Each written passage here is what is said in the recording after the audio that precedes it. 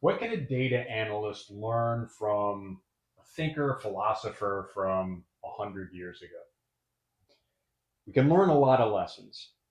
Recently, I was exposed to a piece of writing, piece of spoken word by a thinker named Earl Nightingale. Now, you may have heard of Earl. Earl is most famous for a piece that he did called The Strangest Secret.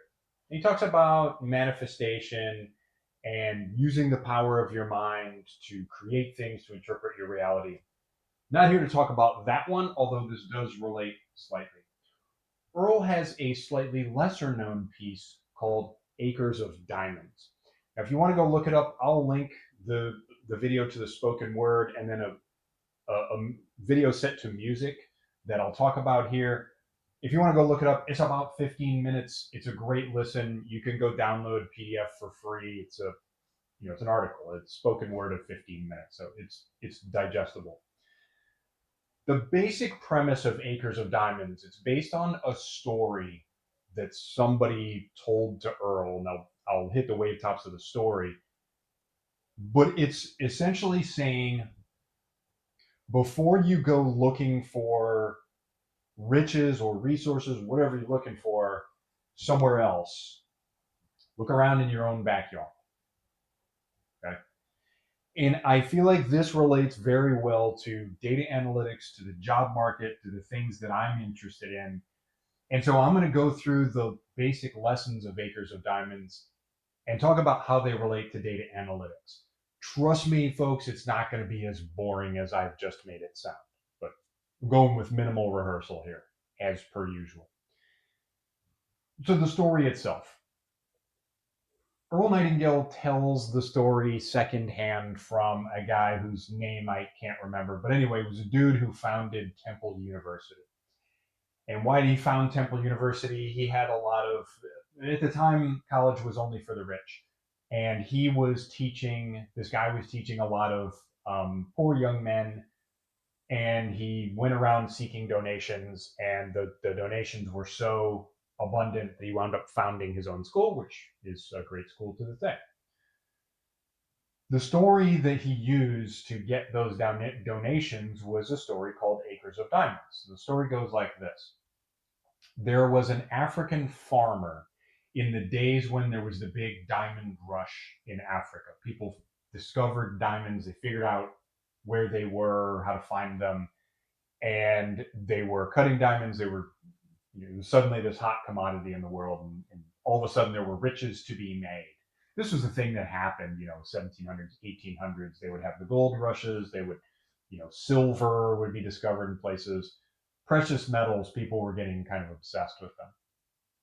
And so, anyway, there were these big diamond rushes. But you got to imagine back in the day, there's no YouTube, there's no internet, there's no effective and kind of lightning fast way to spread information. So there's this farmer who's farming kind of regular crops somewhere in Africa. He hears about, hey, you can go find diamonds. Where? Somewhere else. So he gets very excited. He sees, he gets the dollar signs pop up in his eyes. He sells his farm and he goes traipsing around Africa trying to find diamonds. No real idea of how to find them. What exactly do they look like? Maybe he had seen pictures of cut diamonds, glittering and, on a ring on some beautiful woman's finger. And he says, okay, he assumes that that's what it's going to look like. Wanders for years and years and years chasing. There's the diamond rush over here and over here and over here. And every time he gets there, it's too late. And he just has no idea what he's doing. Eventually, he's so despondent, he's ruined his family fortune. He doesn't have his farm. He's destitute. And he throws himself off a bridge. Meanwhile, the person that bought his farm for pennies on the dollar because the guy was in such a rush to go hunt for diamonds is walking around, and he stops in a creek and he finds this stone that looks somewhat unusual. Comes to realize it's a huge diamond. And then when he starts walking around, he realizes there are diamonds all over the farm, literally acres of diamonds, hence the name, all over the place. And the original farmer had rushed off, certain that there's no way there could be riches in his own property. He's here in this hard scrabble farm trying to grow wheat, sorghum, whatever. And he stopped to learn, do some research, and figure out what do diamonds look like. And Earl Nightingale points out in the piece, diamonds don't look like diamonds in their rough state. If you've ever seen pictures of them, it kind of looks like a little. It looks like when you have glass that washes up on the beach and it's all kind of rough. That's what a diamond looks like in its rough state, as far as I know. You got to actually cut it and polish it and do all of the things to it to make it saleable. So, moral of the story being the riches you seek may be within your reach, and you have to educate yourself first on how to find them. Obviously, I'm not advising you on how to find diamonds. The whole thing is a metaphor. However, Earl Nightingale talks through this whole thing and then he comes up with these lessons. Now, Earl is a brilliant storyteller. He's an amazing speaker. He's dead. And so I'm not going to do justice to those, nor will I try and recount word for word what Earl said. However, at the end, he sums up some lessons, and a lot of these can be extrapolated out to data analytics and the job market. So the first one is examine your current work. It may contain the riches you seek. And so the questions you need to ask when you are doing a job that you don't like and you want to get into data analytics, or you're fresh out of college and you're looking at how to get in, do you need to pivot? Can you analyze in your job and can you move within the company? I can't tell you how many times I talk to people who are just certain that they hate their job and they need to quit, and they're trying to figure out how to make the leap over into data, but they're a little nervous because everybody says the job market's terrible. It's not, whatever. And so the first thing I ask them is, what do you have right there? Can you analyze in your job? Is it possible to pivot your current position into something that is what you want? Generally, the answer to that is no, but can you move within your company? It's a whole lot easier once you're in the door of a company to move to a different job. Why? Because they know you. Presumably, they like you. You're doing a good job. They want to keep you. There's an incentive for companies to keep their own talent. Why? Because it's super expensive to go find new people. And so with that, most quality organizations, be it business or government, whatever, if you come to your boss and tell them, hey, I'm kind of not really feeling this job anymore, what else do we have within the organization? They have a built-in incentive to help you. And maybe not your direct boss, because they're going to be sad to lose you, but the organization, HR, somewhere, they have built-in incentives to keep you from going out the door and move you into something else where you're going to be more happy. Generally, also, if you're a job, you can find out about job openings before they're ever listed to the public. Now, they may still need to be listed to the public, but you can usually find out about job openings before they happen. If there's no formal mechanism for that, you can create an informal one by just walking around and talking to people. The first and best piece of advice I give to my students is get out there and make some friends. That's how you find out about opportunities. Okay, so examine your current work. It may contain the riches you seek. The second lesson is before you seek greener pastures, look around for resources that exist in your backyard. Now we're not necessarily talking about the job per se. Can you change your job to be more to your liking, or can you find a new job within the organization? Maybe you have figured out that you need to pivot, but now is not exactly the right time. What resources do you have? Do you have some sort of career guidance within the job that can help you make that transition? Do you have educational resources? Maybe the job that you have, like you don't have a stack of data skills that's going to make you competitive in the market, but the job that you have has some sort of educational program built in. You go look at that thing and you say, holy crap, there's a SQL course here. There's a Python course here. There's a data analytics for laypersons course, or maybe it's got like they have a contract with Coursera or Udemy where you can go get those courses for free. All of these are viable options, and if you have to maintain that job that you don't like so much to keep the bills paid, you have the opportunity to learn on the job on your employer's dime. And that is a great opportunity. Lesson number 3 is there's no bad jobs, just people who can't see the opportunities that are there. A bit of creative hyperbole by Earl here. When he says jobs, what I think he's talking about is industries. There are no bad industries.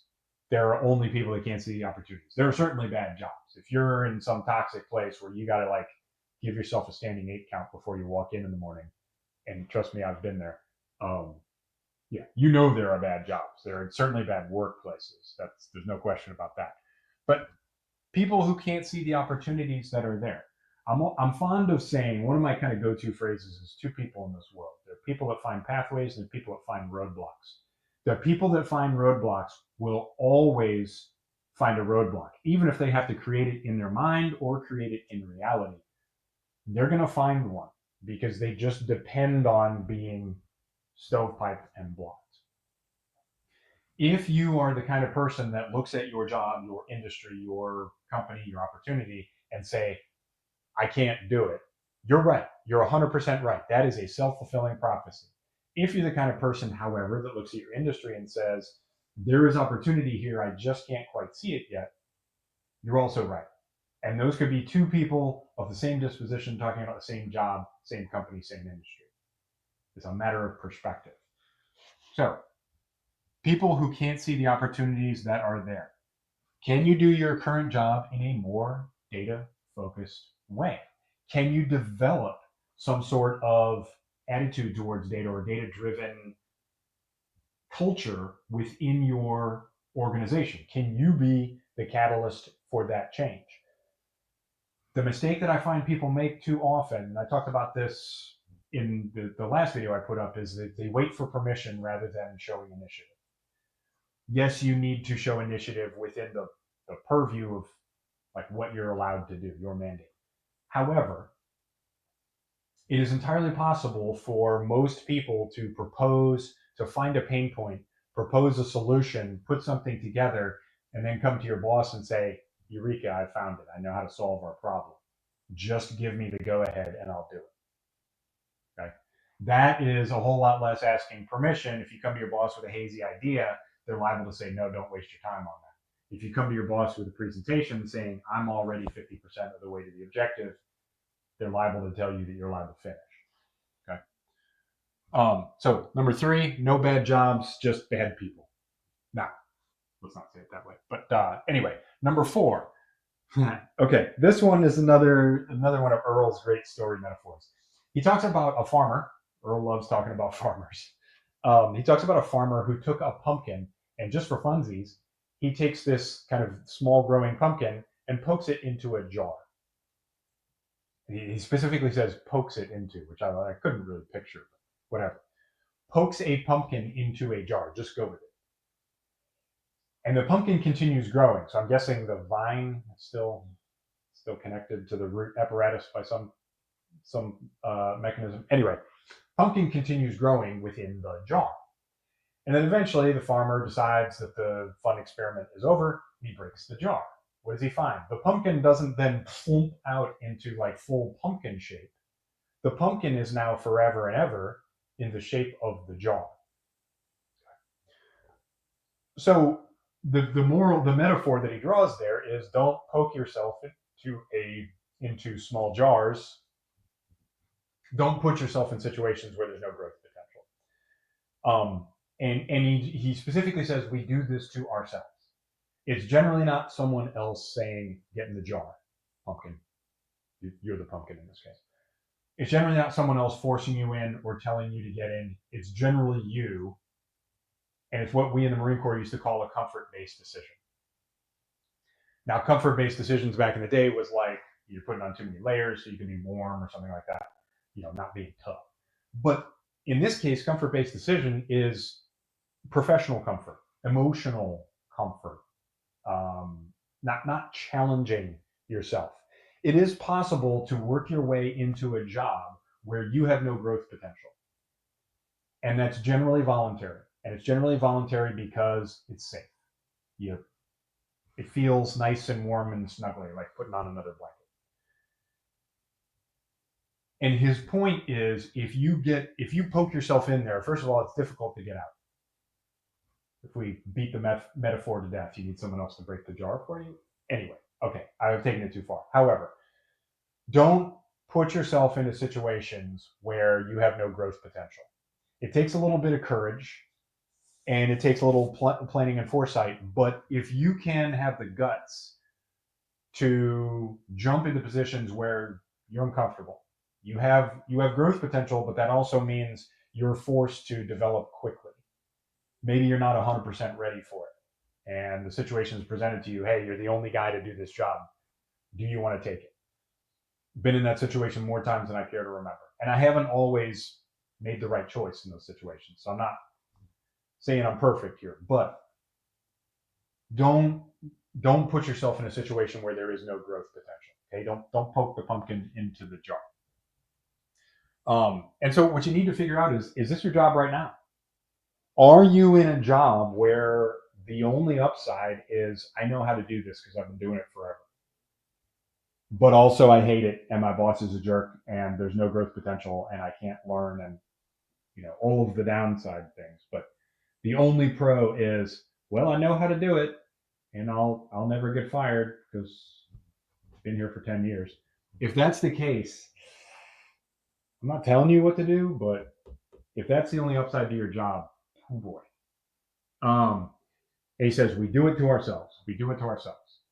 99 times out of 100, that's voluntary. You go there for comfort, safety, security. Okay, so you got to make your decisions as far as how much risk you're willing to take on. All I would say is, hey, I'm a 49-year-old man right now, and time is important to me. And I wish time had been more important to me at a younger age, because that wisdom is out there. And if people are telling you that, hey, you're 30, you don't know how many years you got left on this earth. Make the most of them. Life is too dang short to be stuck in a job that you despise because it's safe and secure. All I'm going to say. Make your own decisions. All right. Number 5 is prepare now to take advantage of future opportunities. And there's something, I'm doing some business coaching. If you could see the other marker board over here, it is just covered with business coaching isms. But young lady said something that is near and dear to my heart, and I really it hit home to me, and I want to say it to you now. I don't have to do this, I get to do this. Think of it in that way. You prepare to take advantage of future opportunities. What you want is to be able to come into work Monday morning and think, man, I don't know how this week's going to go. I don't know how I'm going to solve these problems, but I have faith that I'll figure it out. You prepare to take advantage of future opportunities. The other point there is your industry, if you're data driven, data oriented, whether you're in data analytics or something else, kind of doing a data related thing, your industry is evolving forever. We'll talk more about that. But prepare yourself to take advantage of future opportunities. There's only 2 directions. You're either growing or you're dying, right? Are you training? Are you showing interest? And that relates to the video I did the other day with the 5 eyes. Go look that one up.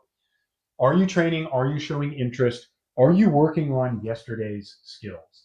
One of my other favorite speakers, Myron Golden, talks about this a lot, talking about the evolution of technology and what kind of economies we went through when we had the industrial age and we transitioned to the computing age and we transitioned into the information age. Now we're in the AI age, right?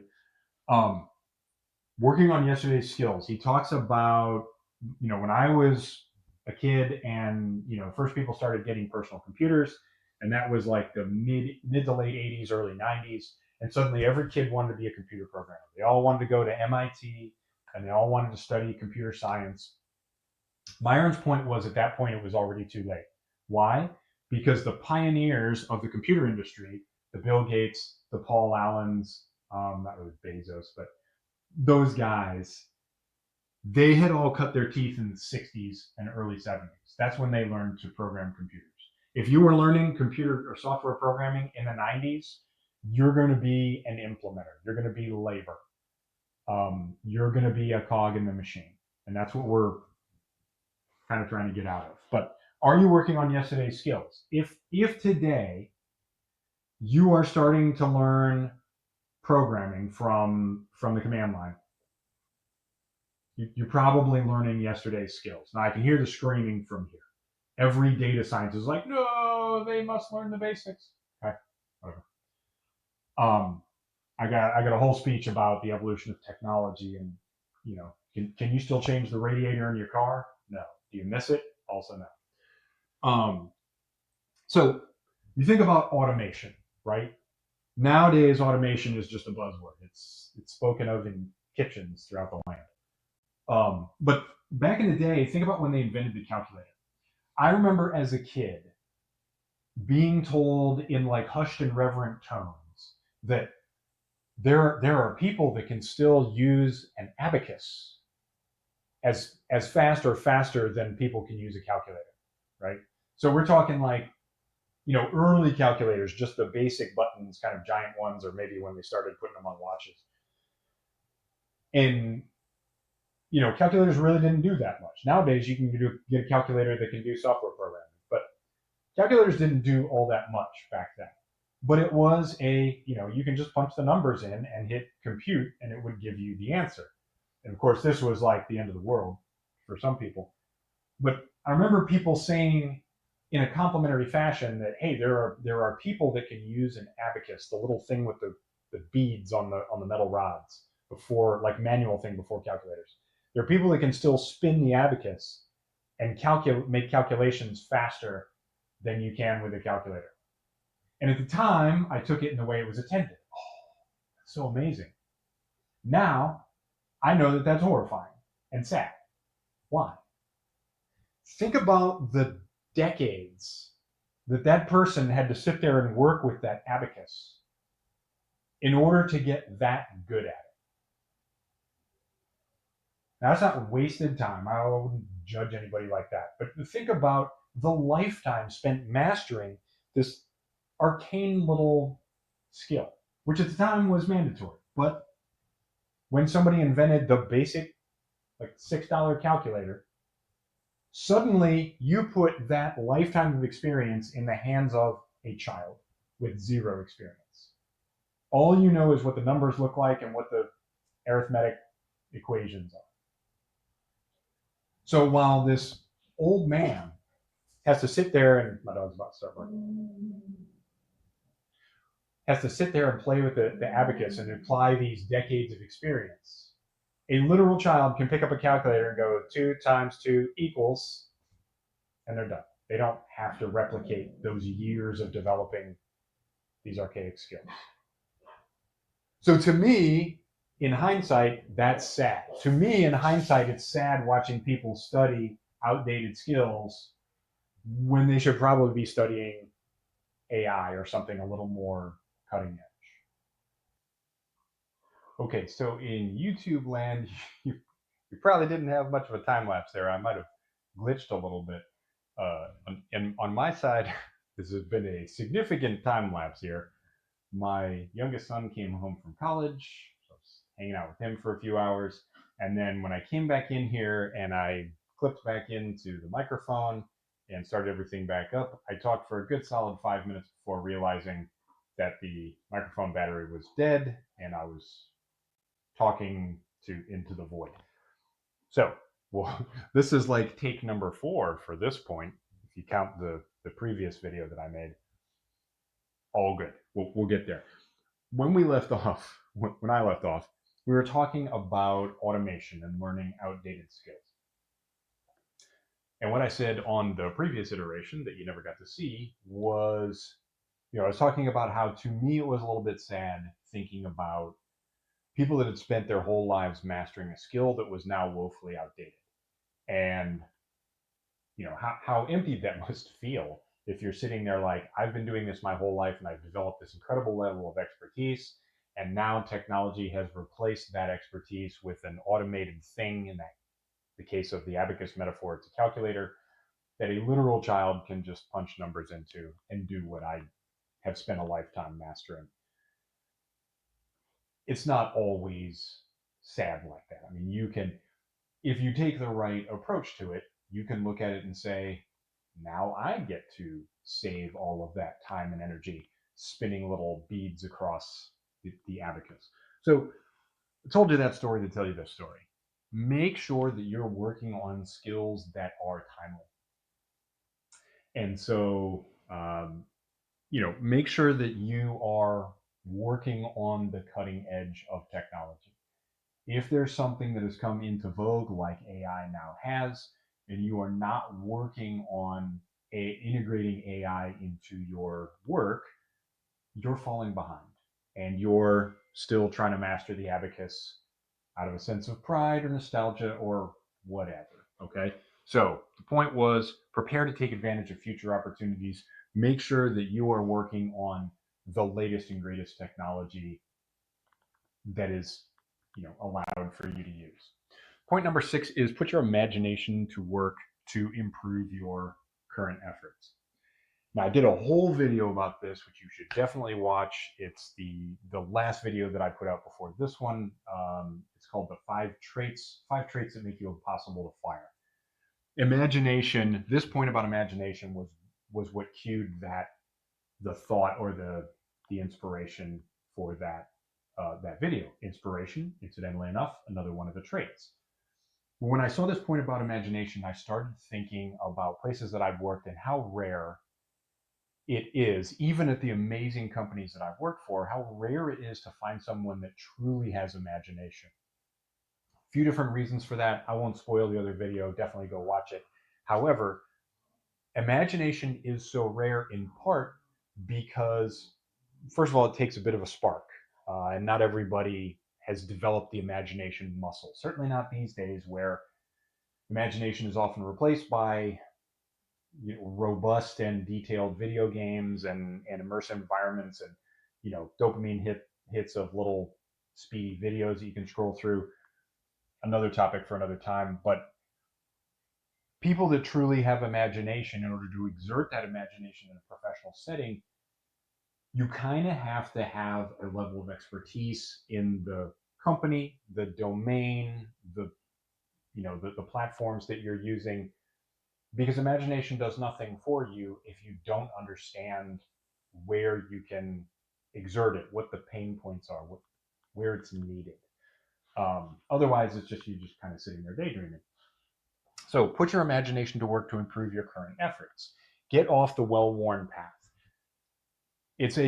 Speaking of well-worn path, it's a well-worn topic for me to gripe about the influencer training culture where you get people that adhere to these platforms, these particular influencers and their boot camps and their training paths, and they proudly display all the same projects.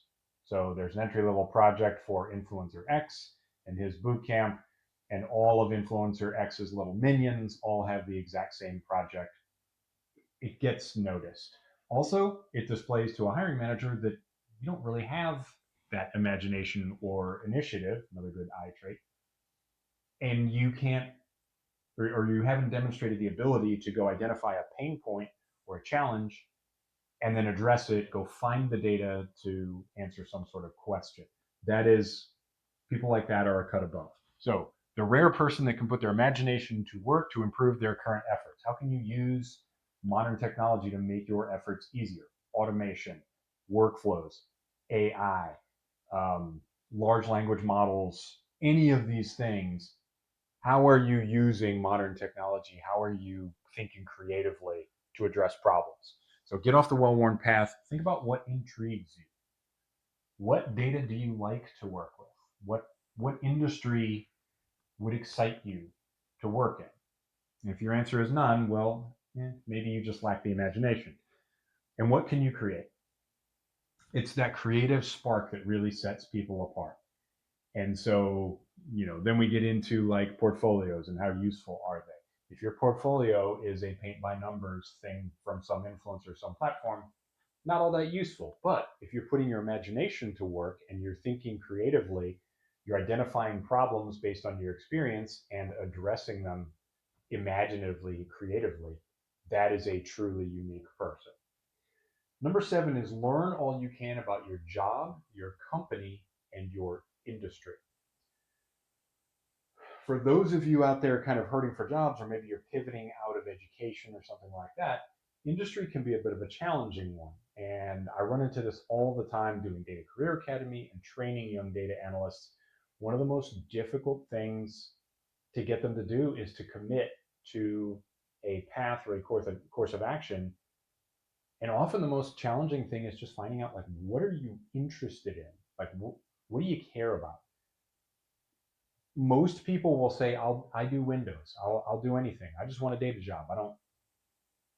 That's an unsatisfactory answer. It's disheartening for me to hear as a coach, as a mentor. It's really just not. It's not encouraging to hear for a hiring manager. They want to hear that you're all in, chips pushed to the center of the table on their industry, their company, their job. They don't want to hear that you're hedging your bets and you're like, a little of this, a little of that. Generalists don't get hired. Specialists get hired. So learn all you can about your job, your company, and your industry. This is tremendously rare as well. People that don't understand how their company works. And the biggest problem I see here is they don't understand the business problem. Now, generally, we'll get very kind of inwardly focused. Individual contributors, it can be a bit of a trap that all you care about is your little sandbox. This is my problem. I make the electrons move across the spreadsheet in an organized fashion. I do that every day. And then, so the only metrics, the only impacts that you know are, I did the spreadsheet real good, and my boss said, attaboy or attagirl. It's not really very compelling. And so when you get riffed or you get laid off and you can't describe the impact that you've had in real business terms, you are of limited value. You are a small cog in the machine, and you never looked beyond your cubicle. On the other hand, if you learn all you can about your job, which most people do, your company and your industry, then you understand the business problem. Then you understand how the money works. And everything runs on money. Even if you're not for profit, even if you're a government agency, there's tax revenues and budgets to be kept to. If you're a not for profit, there are stakeholders and donors that you have to report to. So this is not just the profit sector. All sectors run on money in some form. So your company, what is the business problem? How many are doing this? Not very many analysts understand this. Trust me, the vast majority that come to me for a resume, they don't understand the business problem. Resumes reveal very few understand the business drivers. How did your work impact actual KPIs, actual raw dollars? If you increased efficiency, that's awesome. What was the impact of said efficiency? How much money did you save the company? How much revenue did you generate? If you drove more sales, if you drove higher clicks on marketing campaigns, what was the actual impact of that? Even if it's estimated, still, it's better to see it in raw dollars, okay? And domain expertise is very rare. Even for people that work in a domain, even for people that work in the domain for a while, it is possible for a data department to get very narrow focus, very myopic, and it can be super difficult to find analysts that actually understand the business use case. Like, what are the terms that are used? What are the platforms that are used in this domain? Okay, and especially entry level domain expertise is tough, and that is what keeps the majority of new or pivoting analysts out of those jobs. Depends on the industry, but a lot of industries you have to speak the language and you have to understand the business problem. Okay, so learn all you can about your job, your company, and your industry. And if you are entry level and you don't have experience in an industry, it would highly behoove you.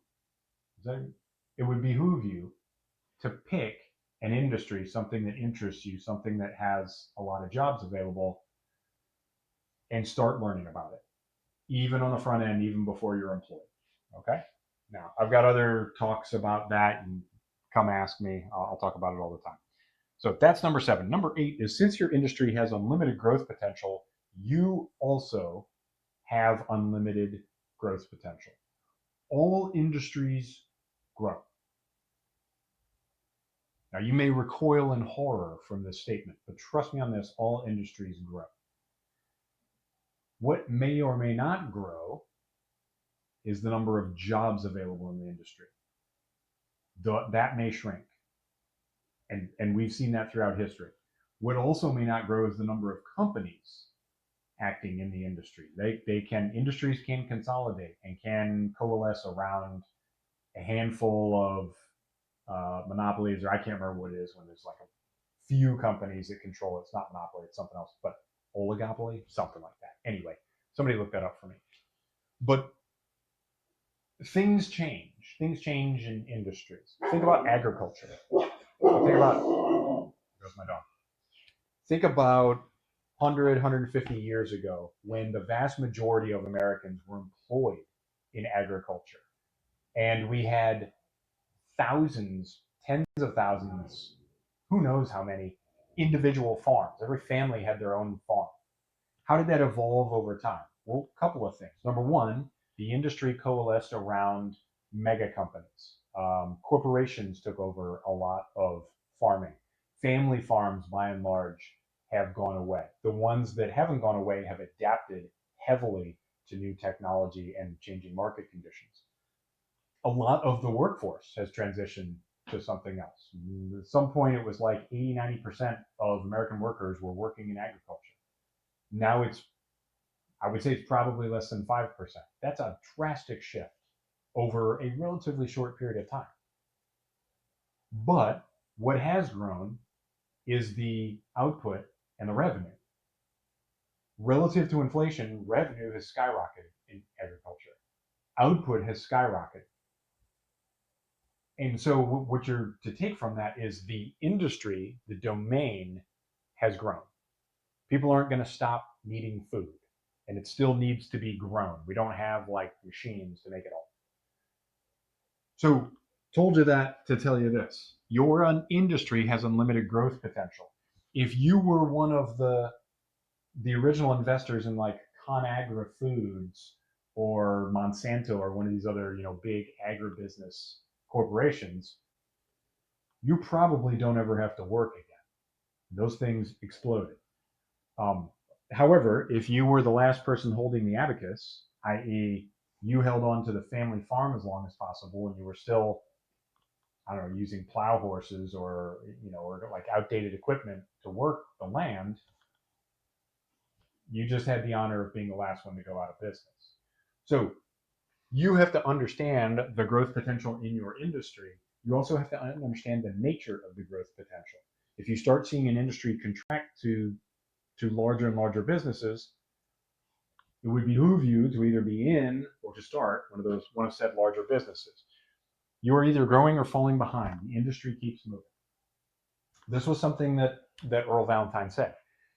If you are learning, if you are adapting to changing market conditions and the new needs of the industry and new technology and all those things, you're at least keeping pace with the changing of the industry. If, however, you are still mastering the abacus, once the calculator has come along, the industry is passing you by. You are staying static. And if you are just refining those same skills, sooner or later you're about to get replaced. Okay? And with the rate of change these days, it's sooner. It's not going to be later. All right. So you've got to constantly be learning. You cannot stay the same. You also can't master yesterday's skills. Number 9 is, so we got more infinity here. Our unlimited growth economy needs and rewards those who prepare for a place in its growth. People are still needed. AI is not replacing workers, not yet. Everything that I've seen, and like I said, I work in the tech industry, I work in software. AI has not replaced a single worker at my job. It didn't replace a single worker at my last job. However, there are layoffs happening. Why are there layoffs happening? Because the industry was a bit bloated and there was so much money going around that nobody had to trim the fat. And then at some point they realized a lot of these people aren't generating revenue. And so the non-revenue generators had to go. Now, those of us that are left are using AI to explode our own efficiency. But I can tell you without a shadow of a doubt that my current company, that I won't name on this video, but my current company, not one person has been lost due to AI replacing them or taking their job. It's just not happening. Okay. But now, Myron Golden talks about this. I alluded to it earlier in the economic evolution. The successful stay ahead of the curve. It ties in with the previous one, but you have to prepare for a place in the industry. So you have to keep learning new skills, but you also have to keep an eye on where do I line up in the future evolution of this industry. Number 10 is build your library on, I'm trying to read my own handwriting here, build your library on your company, industry, and job, and how to serve and get along with people. In tech, in data, we struggle with this hugely. There's no need for it. One of the best pieces of advice I give to my clients, my students, my analysts in my course is get out there and make some friends. And I say it kind of tongue in cheek, and it's simplistic, but it's simplistic because it is simple. Now, for many of us, it's simple, but it ain't easy. I know that, it's not intuitive for me to get out there and meet people. I don't find that. I don't relish the thought. But it is simple. You just get out there and you start talking to people. But you need to, if you want to have a place in tech going forward and in data, you need to be able to leverage people. You need to be able to sell a little bit. You need to be able to sell yourself as a job candidate. You need to be able to sell your ideas, your accomplishments. You need to develop some self-confidence, especially for dealing with other people. 1 second. This is a book. Now, this one's getting a little long in the tooth, but speaking of building your personal library, my personal library is right there. This is one that I keep on speed dial. People Skills for Analytical Thinkers, right there. Now, don't try to spell the man's name. You can just look that up, or you can ask ChatGPT. Gilbert Eichenboom. Good dude. This is a great book. I think this is back like 2020, 2021 now. But timeless book, definitely good to reference over and over. I got that book. I bought it. Gilbert sent me a copy. I got that book before I started tabbing out books. So trust me, I'm going to go give that a look-see through again. But great stuff. Definitely be reading books, be doing courses, be doing courses. Now I sound like Myron. Be doing courses so that you can have a job.